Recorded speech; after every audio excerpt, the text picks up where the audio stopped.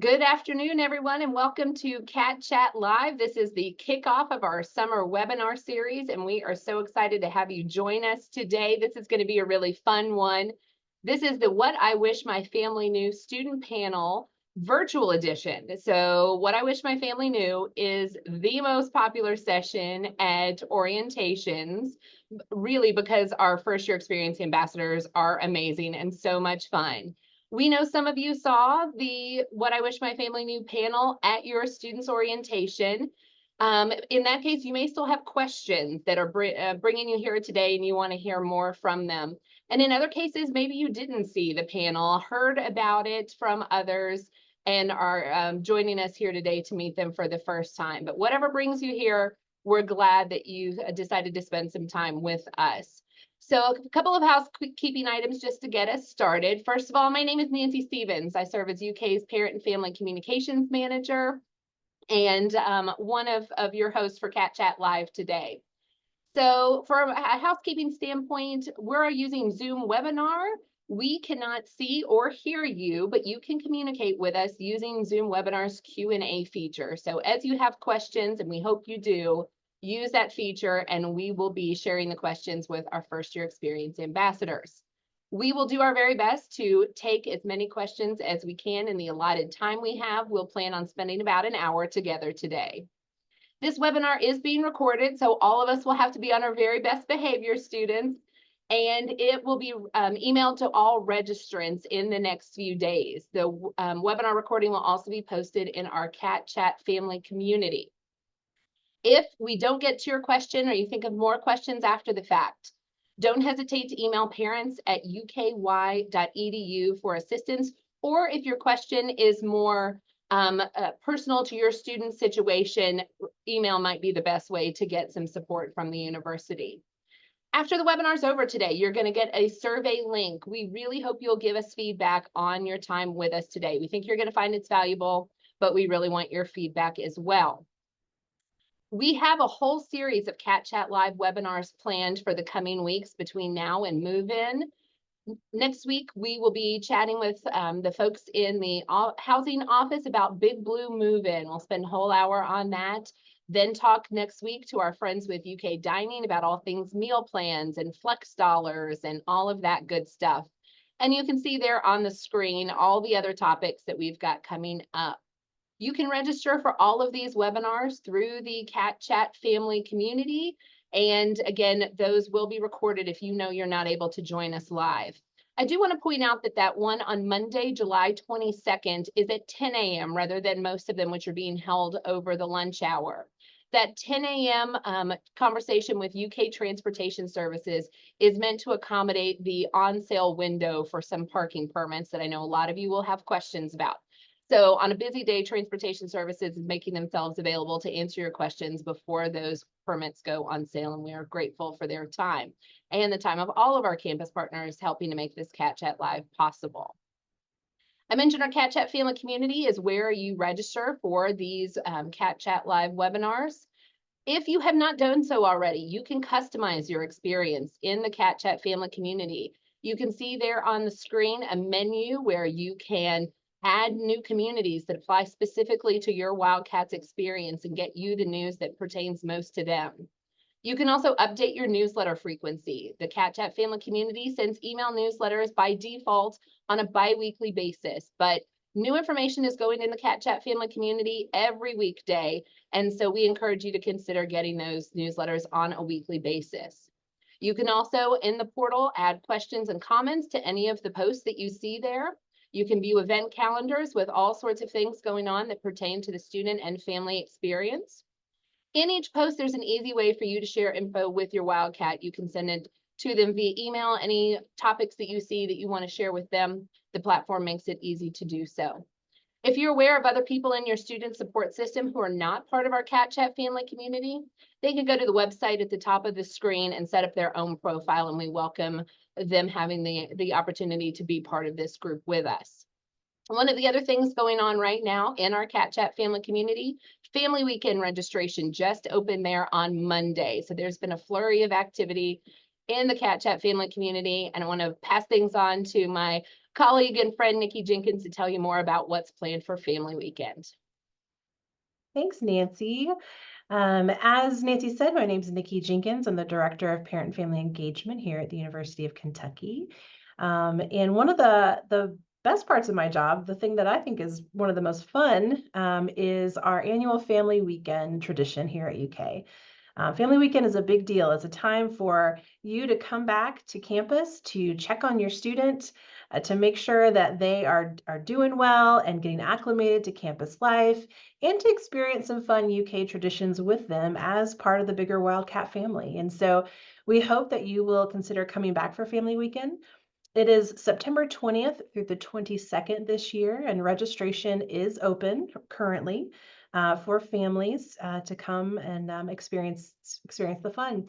Tickets are $55 per guest. Students and children under 3 are free, which is exciting. And I know that there's some families out there who have questions about football tickets, because football is a really great part of Family Weekend. And we know you want to come out and go to a football game with your student. We will be providing discounted football tickets to the UK-Ohio game, and those will go on sale on July 29th. And we will post that link to our Family Weekend website on July 29th. There are single game tickets out and available for families, but we hope that you'll wait and purchase those discounted tickets on the 29th. But check the website for more information about the schedule. There's also a UK Guides mobile app. It's the same app that you might have used for Big Blue Nation orientation. There's a guide in there for Family Weekend that has our schedule, has some discounts that you can use during Family Weekend, and a lot more fun information there. So really hope that you'll come back and visit your student during Family Weekend. But without further ado, we are going to move into our Q&A part of our conversation of what I wish my family knew.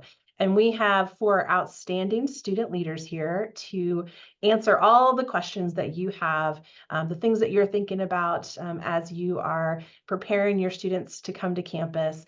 And they are here to answer all of your questions and be really honest with their answers. So we're going to go ahead and give them an opportunity to introduce themselves and tell us a little bit about who they are.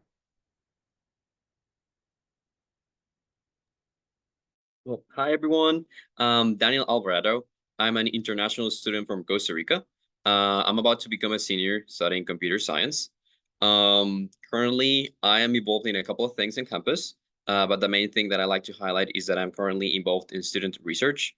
UK is a great institution to get involved in research. The one I'm currently in is I'm part of the support of the Access team. So basically, I help researchers be able to use supercomputers, which is really cool. All right, I could go next. Hey, y'all. My name is John Luke Owens.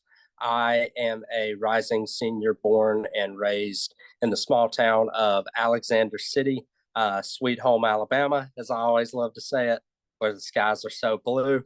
I'm a rising senior majoring in Russian and economics. Just a couple of the things I'm involved with. I'm involved in a campus ministry known as Reform University Fellowship. I am the director of campus life for the Student Activities Board, and I'm also an ambassador for the Student Alumni Association.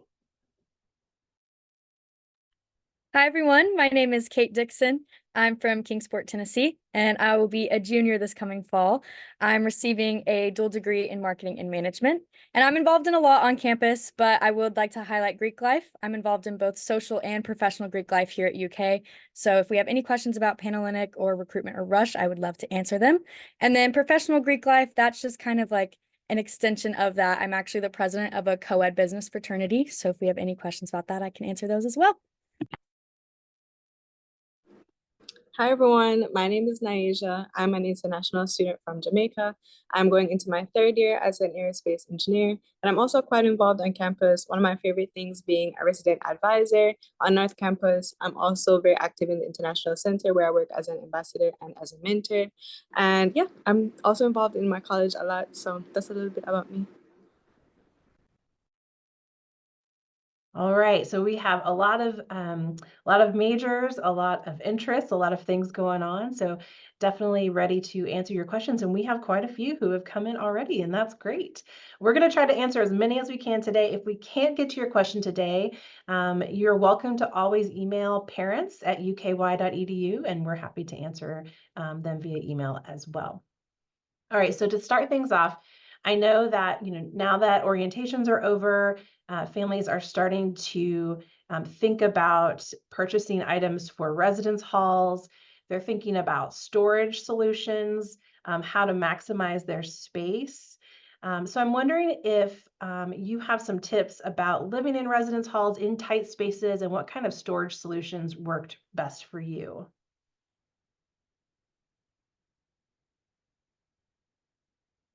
So I can go first, I guess. So for residence halls, I love to advise parents to first wait before purchasing a few things that would be considered essential things for dorms. For example, vacuums, things for like cleaning, things like that, because the front desk at the residence halls often offer that to students where they can just go through a simple process of checking it out, which is basically borrowing it for a period of time before returning it after they're finished using it. There's also a list on UK Res Life, if you want to Google that website, where it provides a list of things to bring, what not to bring, just to help the moving process a little bit easier as well.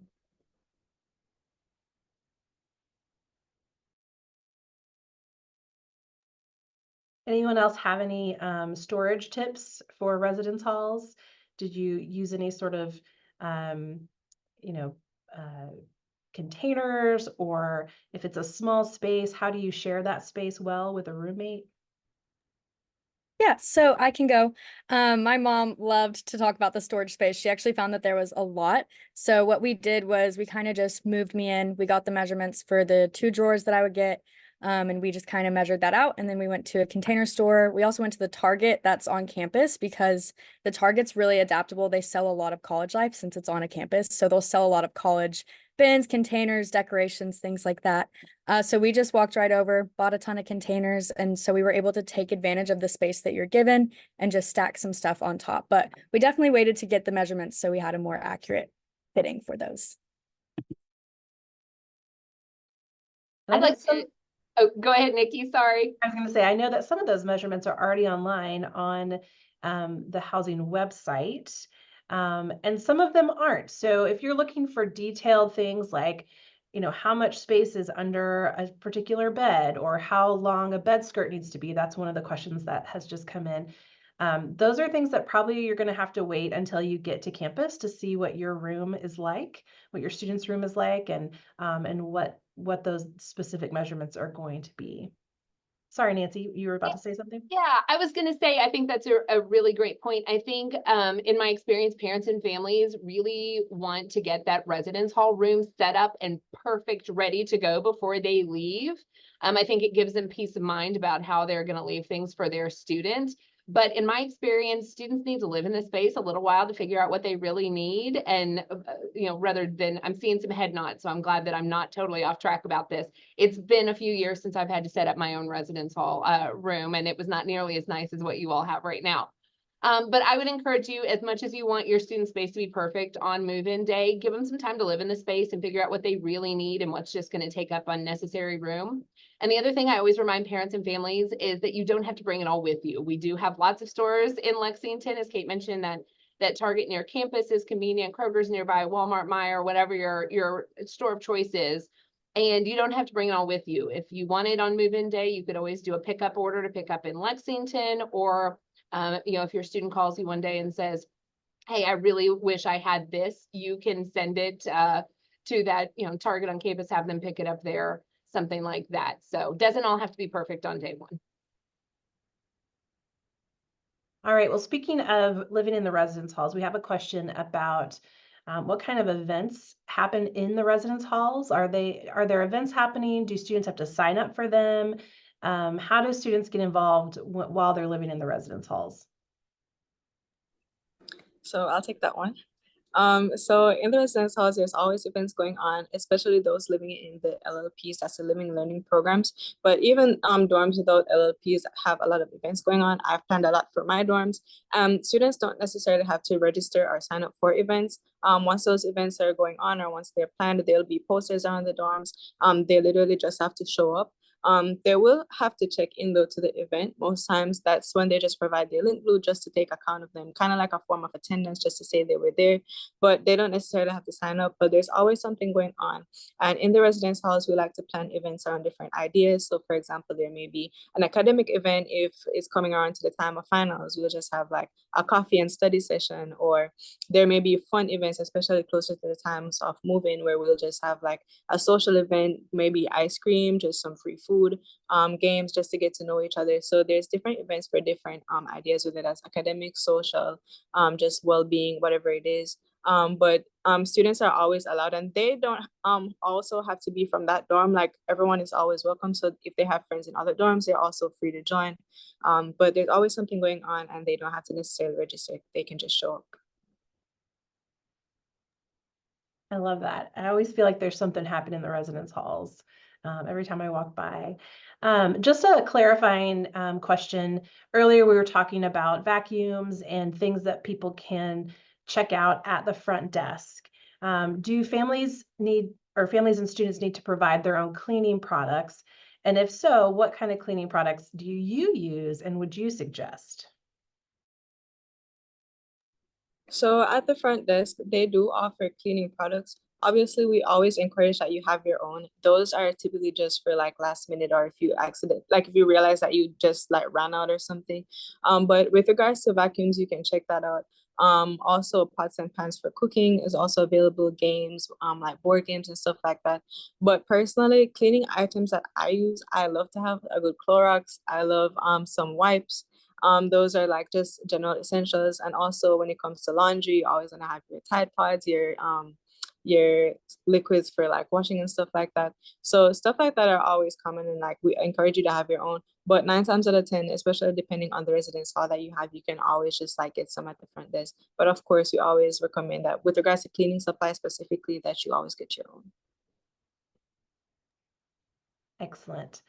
And we have a question about whether or not RAs move in before students. Yes, RAs move in earlier than students, so they can prepare and be there ready to check your students in. And there's also a question about whether or not residence halls have communal kitchens. And yes, they do. There are communal kitchens, and as she said, they can check out pots and pans at the front desk. So, but they can use them there in that kitchen as well. Let's shift gears a little bit. We had a question about family weekend, so I want to answer that one and make sure that we get that question answered. So the question is, what is the family weekend registration fee? What does it cover? What is it for? So this year we looked at all of the feedback that we got from the previous family weekend for the last couple of years, actually, and found that families are looking for an opportunity to have more one-on-one time with their students, unscheduled time. They're also looking for more time to be in the Lexington community and really want potentially to have a one-day experience where they could just drive in if they're in the area, or make it a little shorter if they want to, or if they want to stay for a longer period of time, they could do that as well. And so it's a lot of different things to try to accommodate. And so this year we decided to move our major family weekend events all to one day, so that if a family wants to just drive in for one day, they sure can and experience everything that you would normally have experienced during family weekend. So that $55 registration fee pays for all of the fun events that happen on campus during that day, except for football. That's a separate fee through UK Athletics. Again, that will come out on July 29th. You'll be able to get that.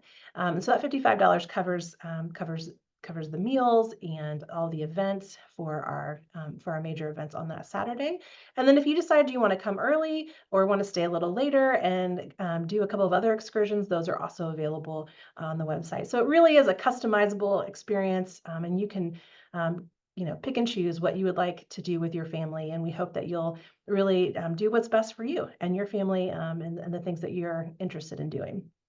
The other thing I'll point out is that all of the family weekend schedule, the events are not in the registration form, because if we did, Nikki has so many fabulous things planned that registration form would be so long and cumbersome. So if you haven't Googled UKY family weekend schedule, I would really encourage you to do that. It'll take you to the family weekend website and you can see all of the other events that are included in that fee. The schedule also includes some of those extra optional excursions that Nikki mentioned as well. Thanks, Nancy.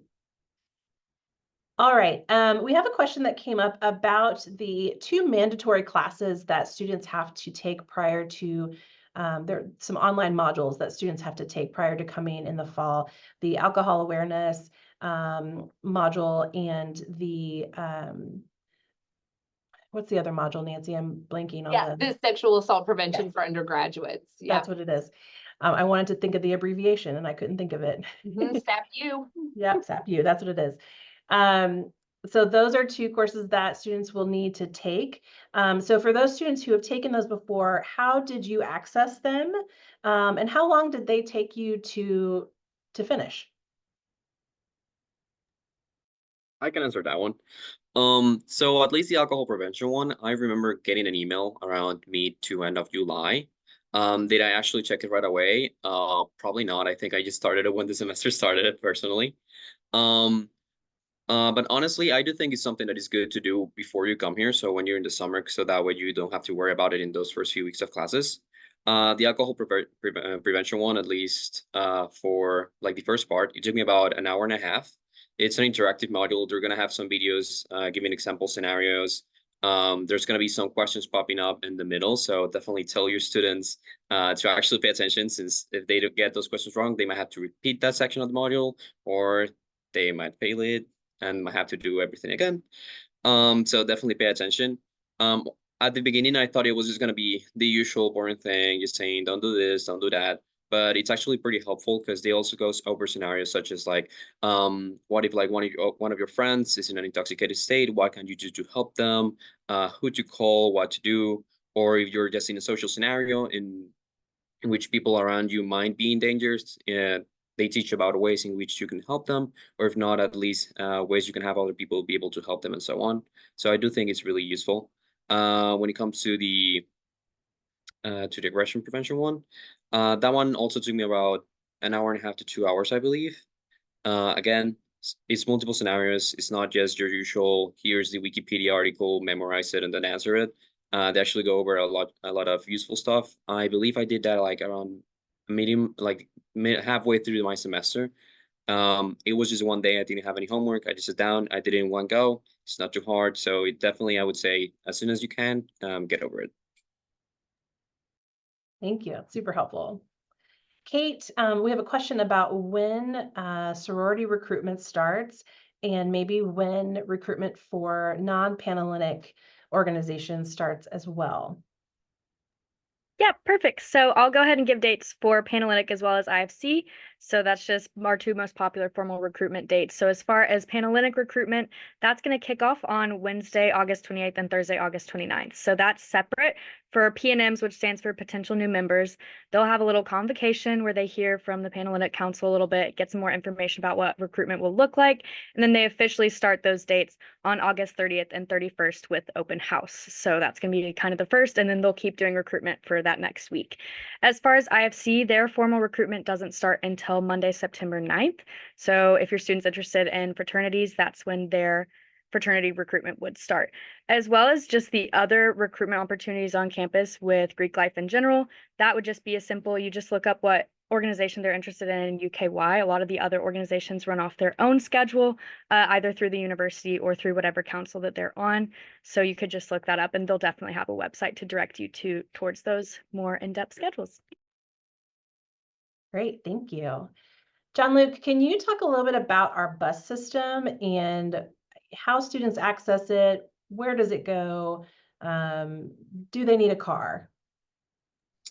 Yeah, absolutely. So I would say that, well, there's a reason I didn't answer any of the residents' live questions. That's because I've never lived on campus. So I cannot provide an accurate description of that. I've lived off campus all my college career. That's just what I prefer to do. So I leave my car parked at over where I live, and I take the bus to school every day. The bus system, I would say, is efficient, both for on campus and off campus. The buses go through like they are free to use with your student ID.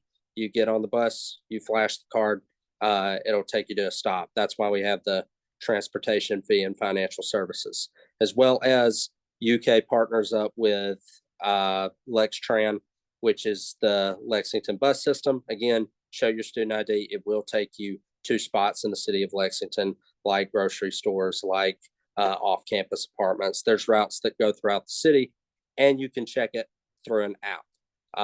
I know the off-campus one is Transloc, TRANSLOC. I believe MyStop is the one that is used for on-campus bus routes. As far as a car goes, I would say the thing is, me personally, I like having a car.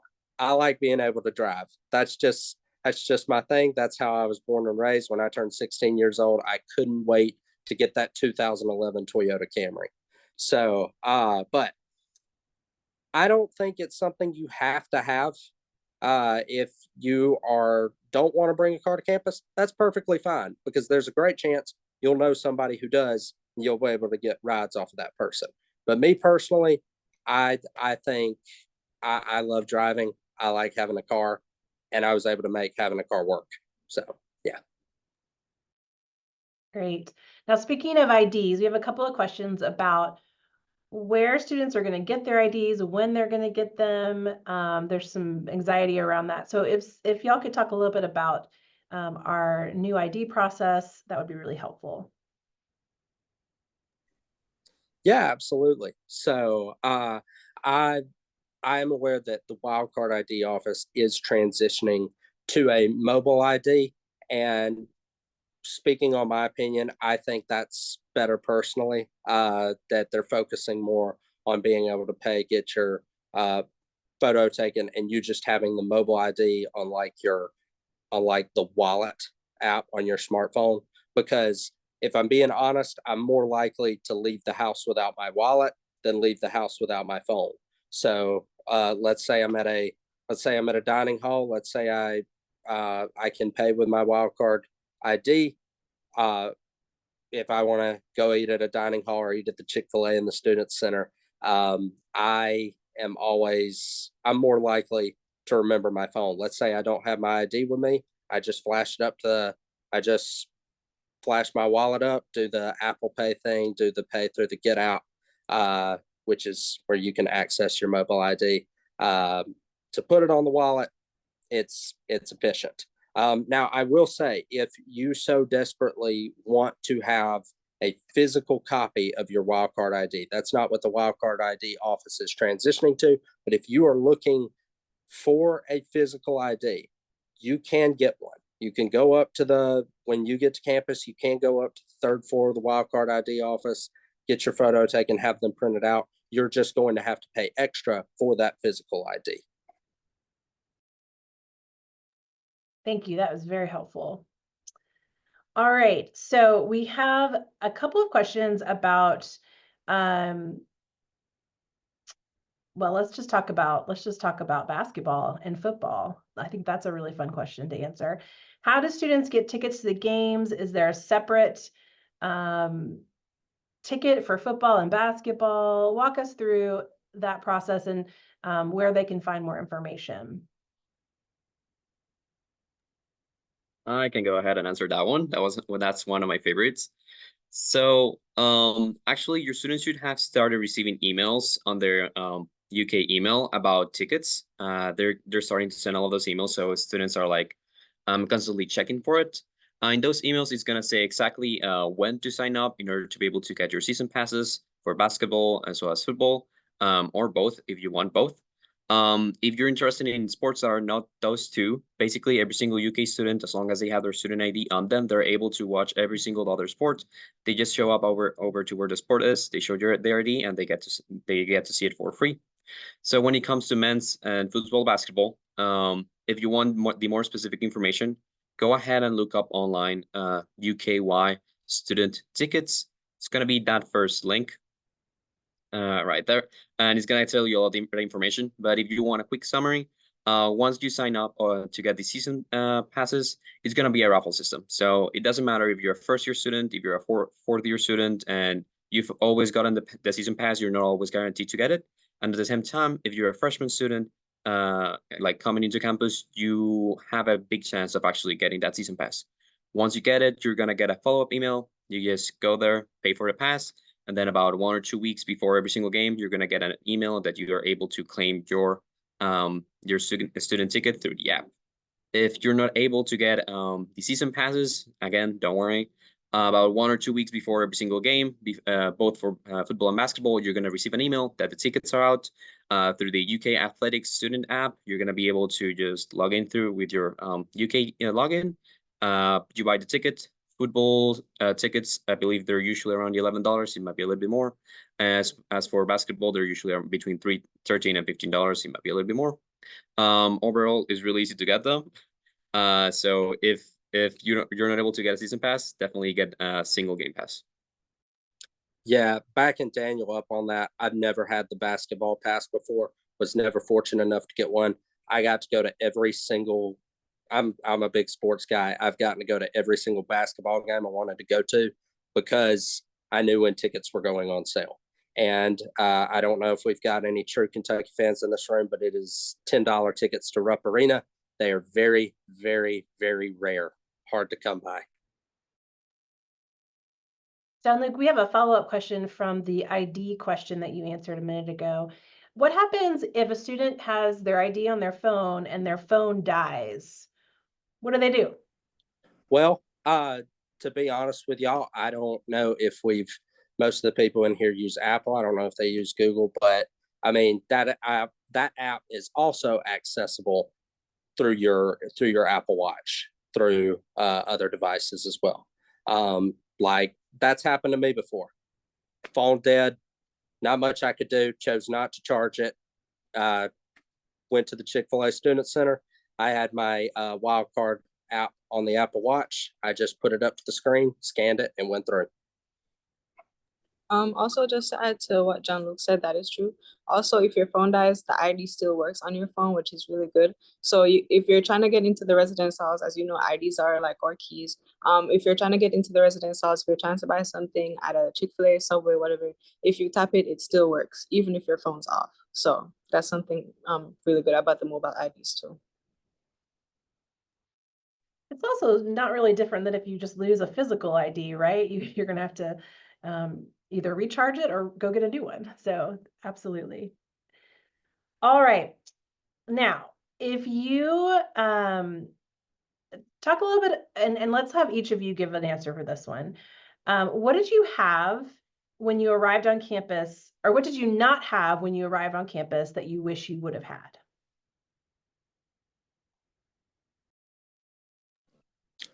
More jackets. Essentially, I don't know if you've ever been to the great state of Alabama, but the great state of Alabama is much warmer. It's pretty much year round than the state of Kentucky. Like I believe it's 81 over here. I called my mom yesterday. It's 96 down there. So on the flip side of that, I did not know what winter in the Mid-South to Midwest felt like. And when I felt it for the first time and I was pretty much out of jackets, I got thrown through a little loop. So Kentucky weather, we like to say, if you don't like it, it'll change in an hour. We like wind, rain, anything can come at you. So be prepared. If you're a person who gets naturally cold like I do, bundle up, have stuff to bundle up. Make sure you come prepared.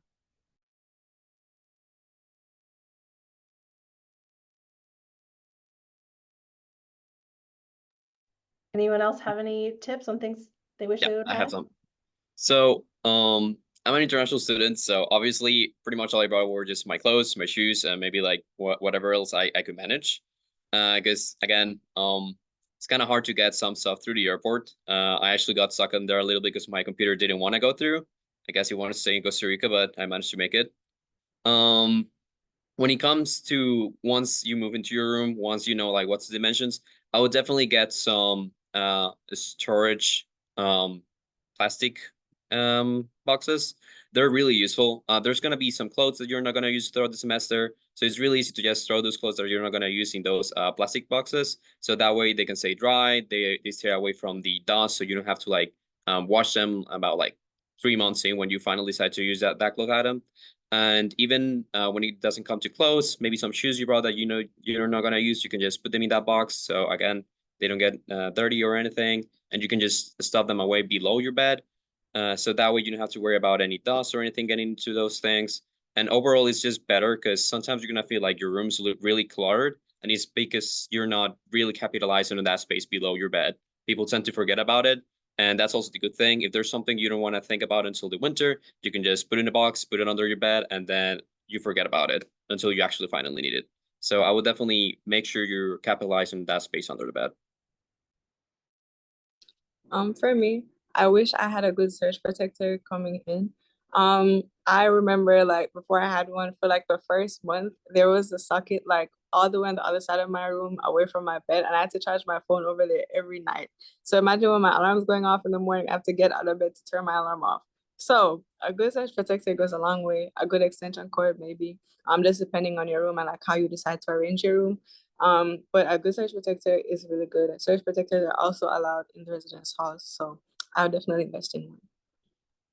Kind of piggybacking off that, I would definitely say that, but also just like an outlet with a ton of different, I guess that's what it is, with a ton of different places in it. So you can have the USB, you have different sized holes on that as well. I had absolutely everything plugged into that, and I would not have been able to survive without it because there would be nights where everything had died and I needed to plug in my MacBook, my iPad, my phone, my Apple Watch, and that was so, so, so helpful. Me and my roommate also used ice cube trays. There is like a ice machine in the kitchen. There was in our residence hall at least, so we would go up there sometimes, but that was helpful on a quick needing to leave the dorm super fast. We would just fill up our water bottles with those ice cubes, and we really loved using those. And then lastly, I would say an umbrella is an absolute necessity to always have on you, on your person, whether you're just carrying a tote or a backpack. Tell your student to have one. Like John Luke was saying, the weather really just picks and chooses what it wants to do that day. And you can always tell who's had experience living in Kentucky or Tennessee based on how they react when a torrential downpour happens in the middle of the day unexpectedly. So always just having that umbrella on you can save you from getting soaked on a walk to class, which I've seen happen to a lot of people. Great tips. Great tips. All right, let's talk about laundry. Okay. What are the laundry facilities like in the residence halls? And did you feel safe leaving your clothes in the laundry? Even if you had to run to class. Talk a little bit about what that experience is like.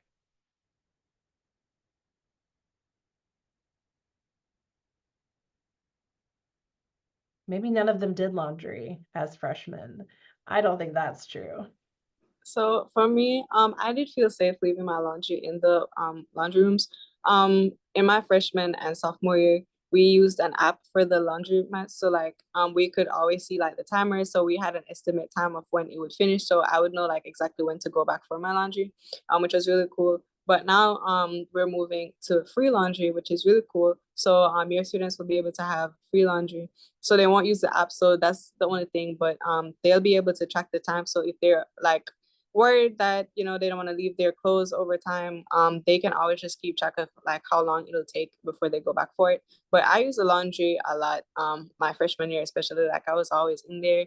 Sidebar, I would invest in a roller cart for my laundry just because transporting it from your rooms to the laundromat can get like hectic at times.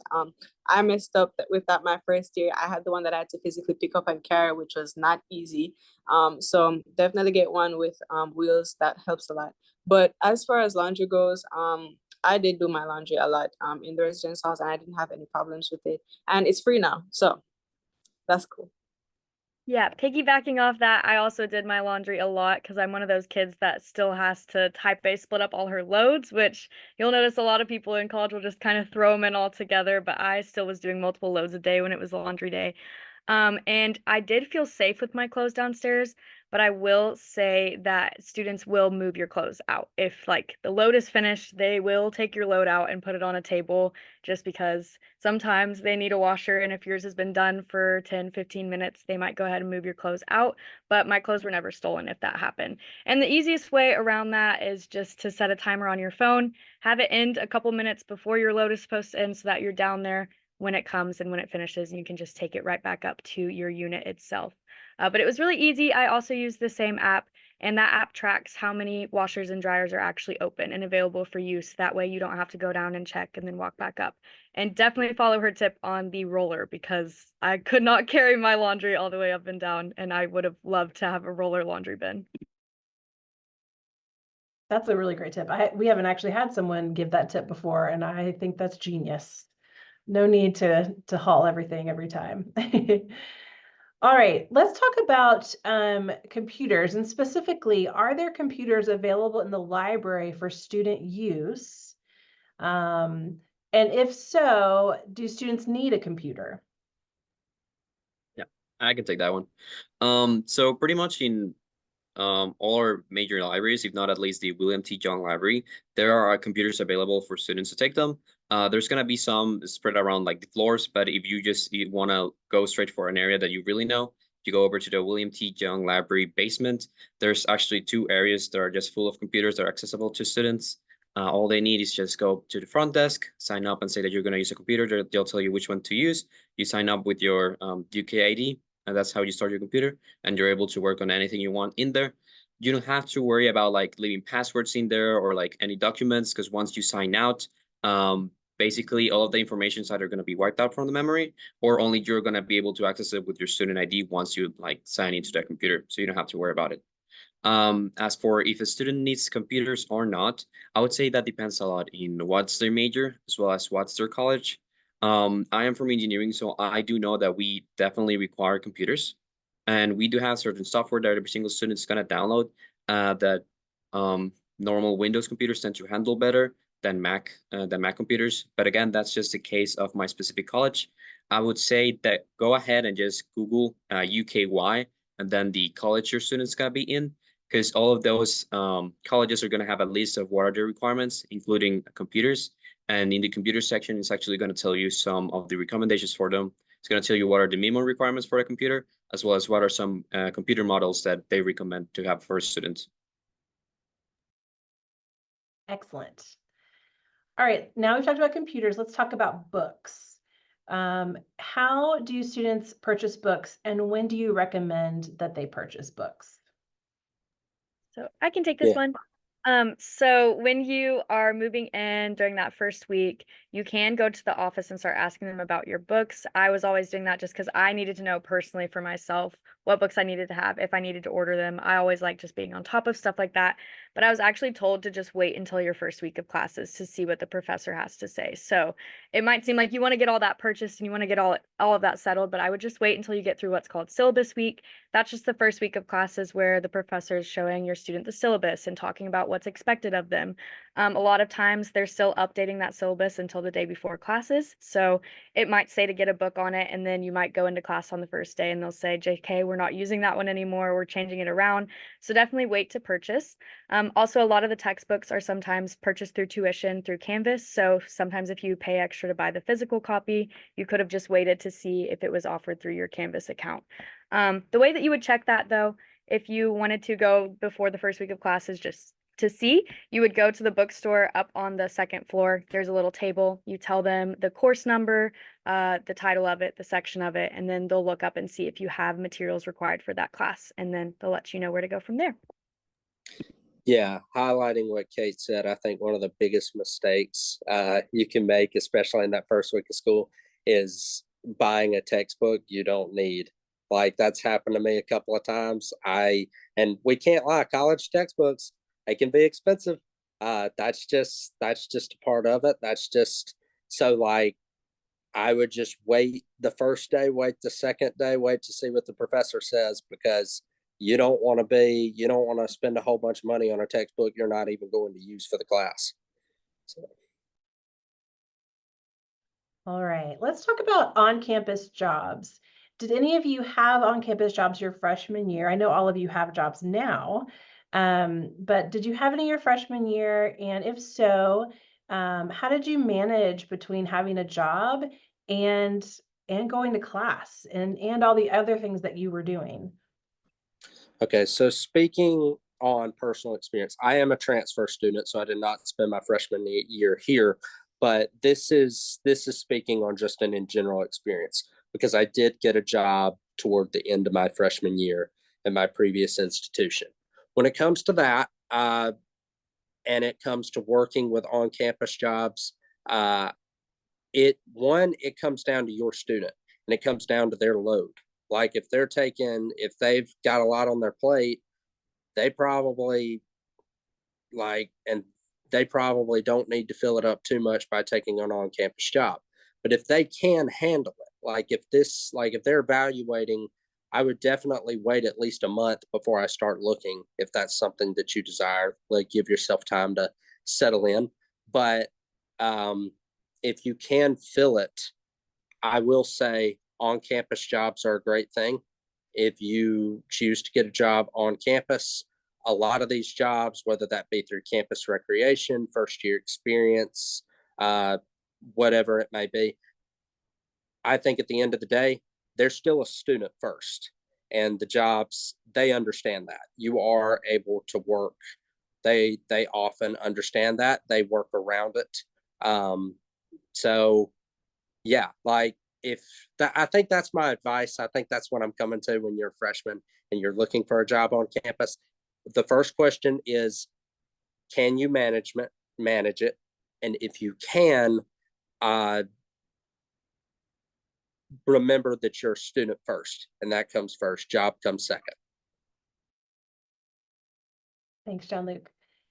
Okay, for our students, are there any social media groups that you would recommend new students join to help them as they're navigating the transition?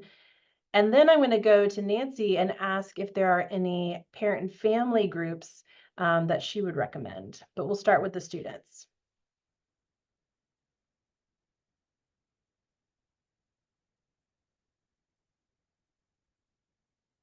I guess I'll take this one.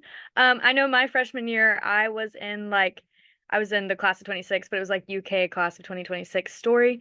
That one, it isn't necessarily a necessity. I would say it was an Instagram account that I used to help find my roommate, since I was kind of searching through my roommate for that process. But it was helpful to continue making friends, just because you kind of get to see the people that are on campus. So I love to tell this story because I think it's really cute, but I did see a girl posted on that account and she seemed really sweet. She said she already had a roommate, but she just seemed really cool. And I DM'd her and I was like, hey, let's get coffee when we both move on campus. Just because I was like, I'm really embarrassed to do this. It feels like a dating app, but let's just do it anyway. And she said yes. And we got coffee when we moved in, and now we're best friends and we live together next year. So that was an Instagram that I used a lot, just because I got to see my class and my peers before I actually got to campus. After that, normally on Snapchat, they'll have like a UK 2028 story. That one I wouldn't bother getting on. That doesn't really post any updates. I would rather you guys get your students updates from UK Alerts or like official websites like that. But after that, you kind of just get in group meets with your classes. When class starts, you just say, hey, let's make a group chat. So you and your student can figure out what they need to do for study groups and partnering up for group projects and everything. After that, you kind of just make them when you get to school. As far as like pre-campus stuff, I would just say the UK 2028 Instagrams are normally what I used when I was a freshman. I think Nikki calls on me because she knows I have feelings about the social media groups. For those of you who saw me speak at orientation, you know that I offered some cautionary tales around social media and UK parents and families. If you go onto something like Facebook and you run a search for UK families, you'll find a lot of groups. Some of them are very specific to specific geographic areas or specific involvement that students may be in. Really, none of those groups are run by the university. They're not officially affiliated. There may be one or two outliers here, but the vast majority of them are either run by outside businesses or by current UK parents and families. I would use them for their intended purpose, which I really see as meeting people virtually, finding connections with folks who are going through a similar experience at the same time as you and your student. I would not consider them an official source of information for the university. I'm a little biased since I spend a lot of time in our Cat Chat family community, but that's going to be a much better source of information for you about official university policies, procedures, events. Inevitably, a lot of the Facebook groups, even when people mean well and aren't meaning to spread misinformation, a lot of the information ends up being, true last year, but not true this year, or it's kind of right, but also a little wrong. And inevitably families come back to us and they're like, but we saw on Facebook that this was true. And we're like, no, don't believe everything you see online. All right, we have time for just a couple more questions, and we're not going to be able to answer all of the questions we have. So if you have a question specifically, I know we have a couple of questions about housing related things. I would encourage you to come back to our Cat Chat Live with our Residence Live folks. They're going to be able to answer some of those questions in detail, probably maybe even a little better than our students. And so I definitely encourage you to come back to that Cat Chat Live. But really quickly, any school supply recommendations? Anything that you cannot live without school supply wise? I would say always have a small notebook and a trusty pen, and also always have at least 2 pencils in hand. This is because, at least personally, a lot of the note taking I did was on my iPad, but there were some nights that I would forget to charge it. I would get to class and he would be dead. So always having at least like that one notebook that I could take notes on and then pass them over to my iPad. Or in general, if you just like note taking on physical paper, it's always a good option to have. As for the 1 or 2 pencils, especially that's freshman year, there's going to be some big classes. So usually like those biology, chemistry, physics, or even just math classes. A lot of the exams are going to be in person, and they might need you to write down whichever process you did to get your solution and so on. And they always tend to ask you to do it on pencil, or at least it's really good because that way you can like erase any mistakes you did and so on. Plus, that way, the other reason why I said 2 pencils, you never know when there might be somebody in your exam hall that forgot a pencil. So you can at least let them borrow it for the exam, and that might give you a great friend that you can study with later on. So always just be ready and be ready to also help your peers. Kind of piggybacking off that, I use my iPad a lot to take notes too, and my iPad would die very frequently. So I would also invest in having like a portable charger that works with your devices. That way, if you do run into that issue, you can go ahead and charge your things. A lot of students do like to take notes on either their laptop or the iPad that's provided through the university. So just making sure that you have stuff on your person to be able to charge those. But I'm also a big notebook girly, and I'm a big pen girl. So I had like rainbow pens. I very much love those rainbow pens, but just having a trusty black ballpoint and pencils like Daniel said is really nice. And then I also used a planner. So a lot of people are switching to digital planners, but I had a planner as well, just in case something were to happen to my phone or laptop. That way I could keep track of all my classes and assignments. Excellent. And then I know some of you came to college either during COVID or right after COVID. So you had some online classes at that time. But thinking about now in your college career, how many classes do you take online? What is that experience like for you? Give some tips if there are freshmen who need to take an online course. I've never taken an online course here, not since I got here. I know that they're still available, and if that's your preference, you can go find them. But most of those classes are in person. We have moved on since the COVID days. And me personally, I'm all for that. I need to learn in person. That's how I succeed as a student. So yeah, like you're not there. I'm not saying that they don't exist, but most of these courses offered are going to be in person. I've taken some online classes. I would say if your student wants to take an online class, definitely let them go ahead. Because after I took it, I discovered that online classes, unfortunately, are not my thing. Sometimes the online classes change a little bit. Some of them are going to be synchronous, so you're going to have to sit a specific time and see your lecture. or some of them are going to be completely synchronous. So you just watch your video recording and just do your assignments on time and so on. What I ended up finding out is that not being in the physical space for the class made it really easy for me to just go ahead and not pay attention whenever I'm watching the video or when I'm in the class, because I'm like, oh, it's fine, all the material's online. Or also what would happen to me sometimes is that I'll be, oh no, I can just watch it later, and it would keep going. Then about a week before the exam, I'll be like, well, I have 3 weeks worth of content that I have to go over in the next 2-3 days, plus all of my usual academic stuff. So personally, I found out that it is not good for me, but I do have a couple of friends that they really thrive on it. They like to just get on top of their stuff, and some of those online classes actually publish the material ahead of time. So they're able to have their classes, their notes done before the actual lecture or like whenever the actual assignments come up, and it helps them a lot. So I would say definitely go for it. Take it probably an easy class online, see what's your learning style, and from there, pick which styles you want. All right. I have one more question for you. And I know, again, that we didn't get to all of the questions, and I'm sorry that we were running out of time. If there's something that you really have a burning question, something you want to know, please feel free to email parents@uky.edu, and we'll be happy to answer your question, or we'll ask the students to answer your question. But our final question is, what do you wish your family knew before dropping you off at the University of Kentucky? What is something that you wish they would have known that would have helped you as you were transitioning to campus life?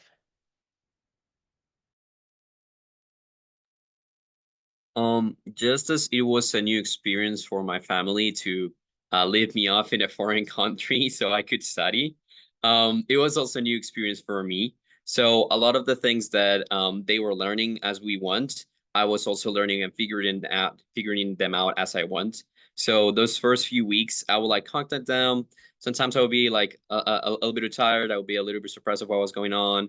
Or if anything, sometimes I would not contact them in a little bit of time because I was trying to figure something out and I didn't want to worry them because again, they couldn't really help me since we were so far away.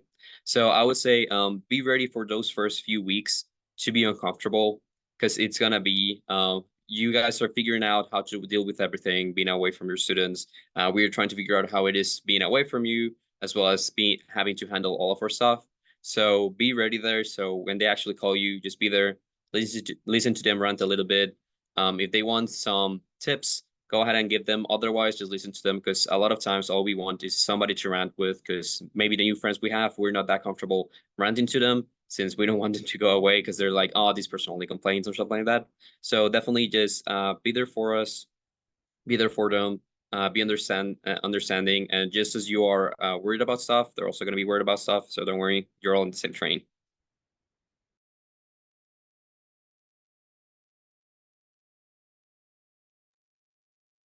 Nasia? I'd say something that I wish my family knew was really just like how busy I would be. That's not something I understood fully before I came. It was something that I quickly learned once I got here. I'm in the College of Engineering, which I feel is self-explanatory. And I'm also quite involved, especially at the beginning of my sophomore year. So at first, my mom didn't really understand that. My dad, he was just like, why can't I hear from you? But that's also something that I wish we had talked about before, especially with regards to like a communication system. So at first it was kind of tough. They think I'm like laid out on the street if I wasn't responding within like 50 minutes of their text. But that's something that I also share as a tip too, is maybe think of like a communication system or just how frequent you want to talk, whether that's like twice every week via calls and just stay in constant texting mode or something like that. But also wish my mom knew that she did a great job with raising me and that she would just trust her parenting skills more and not be so worried about my choices and stuff like that. I really just trusted me and just what she did in raising me. So that's something that I wish she knew. I'll go next. There's a lot that I think that I prepared for really well, but the one thing that looking back on now that you can't really ever prepare for is how hard that emotional adjustment is going to be for both the student and the parents and families. So I just think that my family should have known to not take the distance that might have happened as an attack on them, as an attack on their parenting skills, as an attack on our relationship. Not that they did, but there was just an adjustment period that we all had to make with all of my loved ones, where it was just, I'm the youngest, so I'm the baby.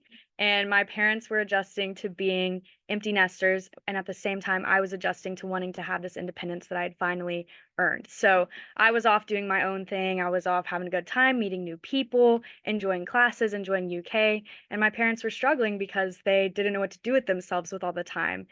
So there was often times where I would take a little longer to respond, or I wouldn't think to call them. And it wasn't because I didn't love them or didn't want to speak to them.